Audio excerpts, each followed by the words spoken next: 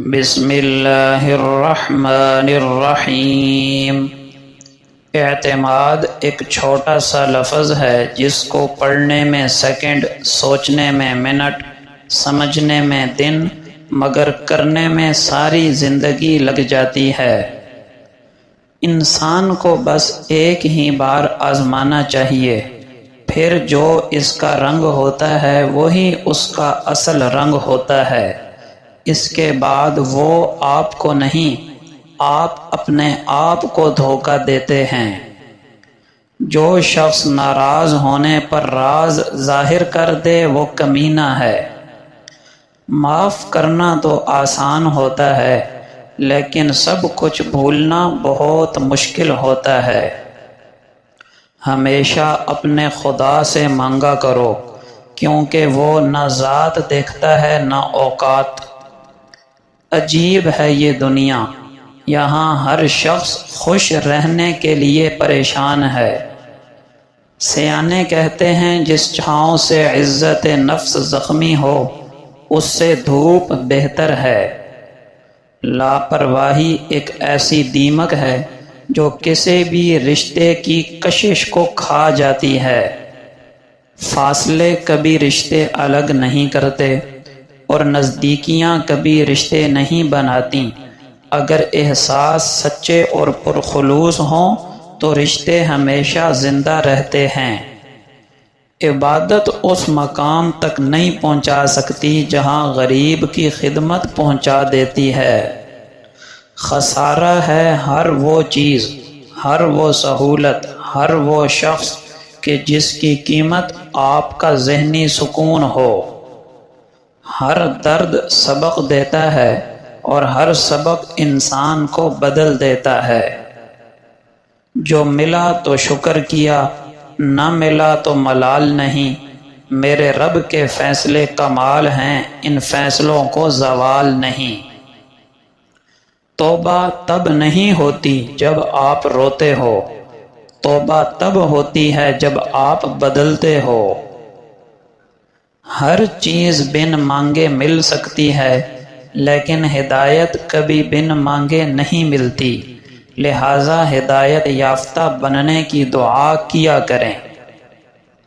حسد سانپ کے زہر سے بھی زیادہ خطرناک ہے۔ سانپ اپنے زہر سے نہیں مرتا، لیکن حاسد کو اپنا حسد ختم کر دیتا ہے۔ اگر ہمارے پاس غم اور تکلیف میں اللہ کو پکارنے کا آپشن نہ ہوتا تو یقین کریں ہمارا غم ہمارا سینہ چیر ڈالتا۔ سورہ یوسف مثال ہے، وہ آزماتا ہے اسی چیز سے جو تمہیں بے حد پیاری ہوتی ہے۔ گندے پانی میں جتنا مرضی صاف پانی ملاؤ وہ کبھی صاف نہیں ہوگا، اور صاف پانی میں تھوڑا سا بھی گندا پانی ملا دو تو وہ پانی گندا ہو جاتا ہے۔ لہٰذا ہمیشہ اچھے لوگوں کی صحبت میں رہو، ورنہ گندے لوگ آپ کو بھی گندا کر دیں گے۔ دکھاوے کی کوشش کبھی مت کرنا، جب کمال کو پہنچو گے تو خود ہی نظر آ جاؤ گے۔ جب کبھی تمہارا دل بنا کسی وجہ کے اداس ہو جائے تو سمجھ لو کہ تمہاری روح خدا کا ذکر مانگ رہی ہے۔ بے شک اللہ کے ذکر سے ہی دلوں کو سکون حاصل ہوتا ہے۔ ماں باپ ایک ایسا میڈیکل سٹور ہیں جہاں ہر درد کی دوا مفت ملتی ہے۔ انسان ہمیشہ تکلیف میں سیکھتا ہے، خوشی میں تو پچھلے سبق بھی بھول جاتے ہیں۔ تہجد کی نماز وہ واحد نماز ہے جو مؤذن کی نہیں بلکہ دل کی آواز پر پڑھی جاتی ہے۔ آپ اپنی زندگی کے اہداف و مقاصد بلند رکھیں اور ان تک پہنچنے کے لیے مسلسل چلتے رہیں، اگرچہ رفتار دھیمی ہو، مگر رکیں نہیں، یہی کامیابی کی کنجی ہے۔ دنیا میں صرف ایک شخص ہے جس سے آپ کو بہتر بننے کی ضرورت ہے، اور وہ شخص آپ خود ہیں۔ آپ کا آج آپ کے گزشتہ کل سے بہتر ہونا چاہیے۔ اپنے دن کو اس طرح نہ دیکھو کہ آج تم نے کیا پایا، بلکہ یہ سوچو کہ آج تم نے کیا بویا ہے۔ ہجوم کے ساتھ غلط راہ پر چلنے سے بہتر ہے کہ آپ راہ ہدایت پر تنہا چل پڑیں۔ ہر کامیاب شخص کے پاس ایک تکلیف دہ کہانی ہوتی ہے، اور ہر تکلیف دہ کہانی کا انجام کامیابی ہوتا ہے۔ اس لیے تکلیف کو برداشت کرنے کی عادت ڈالو اور کامیابی کے لیے تیار ہو جاؤ۔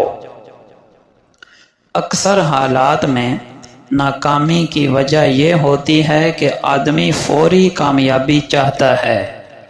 اللہ جل شانہ فرماتے ہیں، اور تم لوگ ظاہری اور باطنی دونوں قسم کے گناہوں کو چھوڑ دو۔ بے شک نماز بے حیائی اور برے کاموں سے روکتی ہے، اور زنا کے قریب بھی نہ جاؤ، بلا شبہ وہ بڑی بے شرمی کا کام اور بہت برا راستہ ہے۔ اگر تم ان کبیرہ گناہوں سے بچو گے جن سے تمہیں روکا گیا ہے، تو تمہارے چھوٹے گناہوں کو ہم مٹا دیں گے اور تمہیں عزت والا مقام عطا کریں گے۔ لوگو، ظاہری گناہ بھی چھوڑ دو اور چھپے ہوئے گناہ بھی۔ بے شک وہ لوگ جو گناہ سمیٹتے ہیں اپنے کیے کی سزا جلد پائیں گے۔ ایمان والے وہ ہوتے ہیں جو فراخی اور تنگدستی ہر حال میں اللہ کی راہ میں خرچ کرتے ہیں، اور وہ غصے کو پی جانے والے ہوتے ہیں۔ وہ لوگوں سے درگزر کرنے والے ہوتے ہیں، اور اللہ تو نیکیاں کرنے والوں کو بہت پسند کرتا ہے۔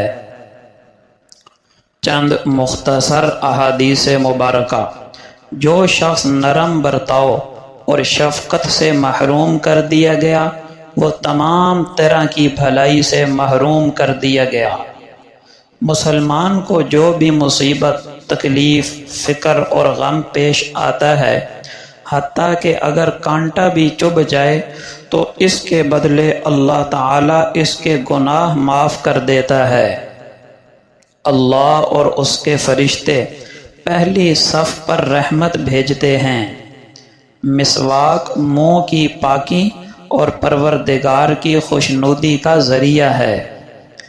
جہاں تک وضو کا پانی لگے گا وہیں تک اللہ تعالیٰ قیامت کے دن نور عطا فرمائیں گے۔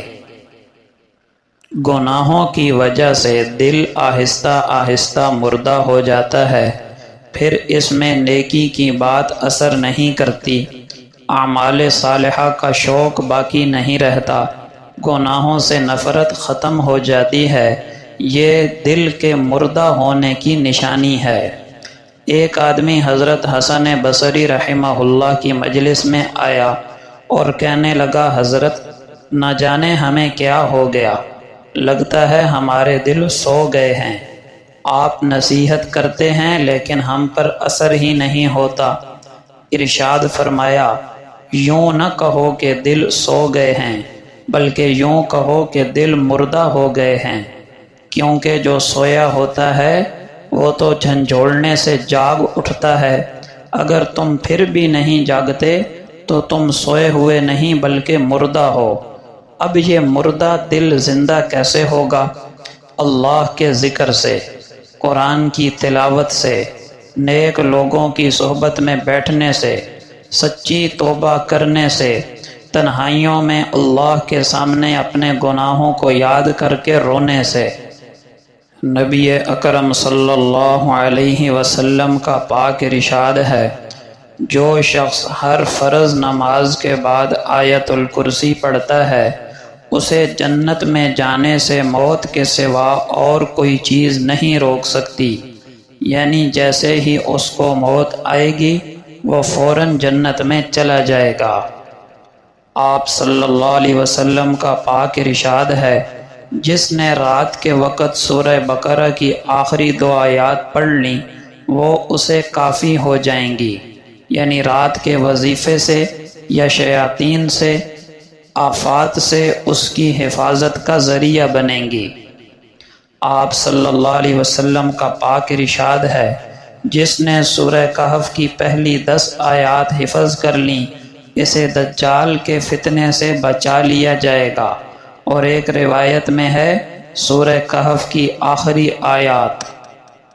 آپ صلی اللہ علیہ وسلم کا پاک ارشاد ہے، آگ سے بچو، اگرچہ کھجور کا ایک ٹکڑا ہی اللہ کی راہ میں دے کر سہی۔ آپ صلی اللہ علیہ وسلم کا پاک ارشاد ہے، جب آدمی اپنی بیوی پر خرچ کرے اور اس سے ثواب کی امید رکھتا ہو تو یہ اس کے لیے صدقہ ہوگا۔ آپ صلی اللہ علیہ وسلم نے فرمایا، سارے بنی آدم خطا کار ہیں اور بہترین خطا کار وہ ہیں جو توبہ کرنے والے ہیں۔ آپ صلی اللہ علیہ وسلم کا پاک ارشاد ہے، جب کوئی مسلمان مجھ پر درود بھیجتا ہے تو فرشتے جب تک وہ مجھ پر درود بھیجتا رہتا ہے اس کے لیے دعا کرتے رہتے ہیں۔ اب بندہ چاہے تو مجھ پر کم درود بھیجے یا زیادہ۔ آپ صلی اللہ علیہ وسلم نے فرمایا، بے شک آدمی اور شرک و کفر کے درمیان فاصلے مٹانے والا عمل نماز کا چھوڑنا ہے۔ آپ صلی اللہ علیہ وسلم کا پاک ارشاد ہے، کوئی بھی مسلمان جو ایک درخت کا پودا لگائے یا کھیتی میں بیج بوئے، پھر اس میں سے پرندے یا انسان یا جانور جو بھی کھاتے ہیں وہ اس کی طرف سے صدقہ ہے۔ آپ صلی اللہ علیہ وسلم نے کبھی کسی کھانے میں کوئی عیب نہیں نکالا، اگر پسند ہوا تو کھا لیا اور اگر ناپسند ہوا تو چھوڑ دیا۔